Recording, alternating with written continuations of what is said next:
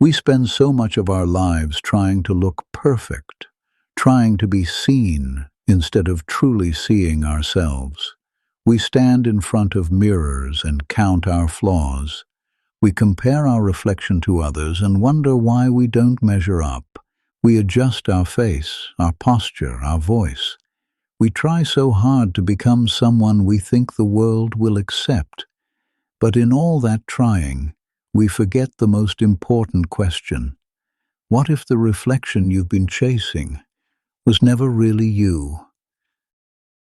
There was once a young woman named Elara who lived in a small village at the edge of a forest. She was kind and hard-working, but she carried a heaviness inside her. Every time she saw her reflection, she saw only what was wrong. Her nose was too wide, her smile was crooked, her eyes were dull. She avoided mirrors. She kept her head down when she walked through the market. She believed that if she could just change her face, her life would change too. One day, she passed by the shop of an old mirror maker. The man was known throughout the village, not for selling mirrors, but for restoring them. People brought him broken glass, tarnished frames, clouded surfaces, and somehow he made them whole again. Elara stood at the door watching him work.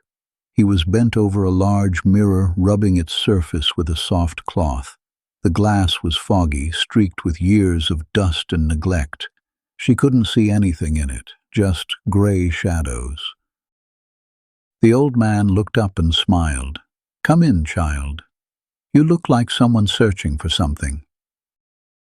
Elara hesitated, then stepped inside. "I don't know what I'm searching for." The mirror maker nodded slowly. "Most people don't."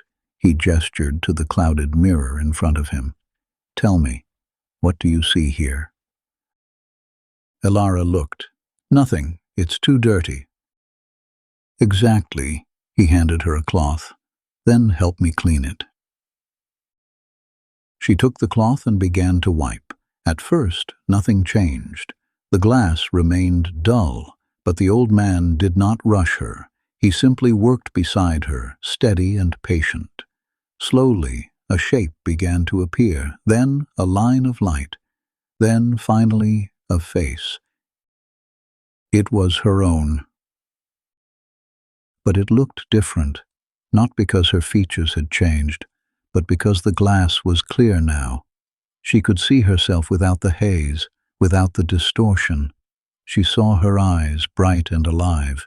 She saw her skin, marked by time and sun, but real. She saw herself as she was, not as she feared she looked. The mirror maker set down his cloth and looked at her gently. "For years, people come to me with broken mirrors. They ask me to fix the glass. But most of the time, the glass is not broken.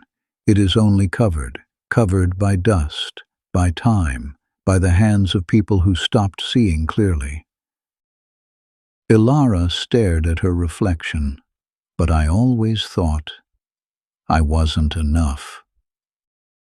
The old man shook his head. "You were always enough. You just couldn't see it, because you were looking through all the things you were told to believe, all the voices that said you should be different, smaller, prettier, quieter, but none of those voices were yours." He placed his hand on the frame of the mirror. "A mirror does not lie, child. It only shows what is there, and what is there is always more beautiful than what we imagine." Elara felt something shift inside her, not a sudden burst of confidence, but a quiet knowing. She was not perfect. She did not need to be. She was simply herself. And that was not a flaw. It was the truth. She left the shop that day without buying a mirror. She did not need one anymore, because she had learned something more important than seeing her reflection. She had learned to see herself. How often do we stand in front of the mirror and only see what we lack? How often do we judge ourselves through the lens of someone else's expectations? We think the problem is our face, our body, our voice.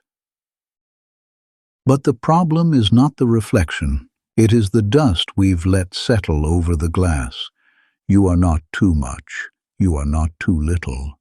You are not broken, unworthy, or unfinished. You are simply covered by years of doubt, comparison, and fear. And all it takes to see yourself clearly is to wipe away the fog. When was the last time you looked at yourself without judgment? What would you see if you wiped away the dust of doubt? What if the person staring back at you was never the problem at all? You were never broken, only hidden beneath your own reflection. And the moment you stop trying to change what you see and start seeing what's really there, everything shifts. Not because you became someone new, but because you finally recognized who you've always been. The mirror does not lie. It only reflects the truth. And the truth is this: you are enough. You always were.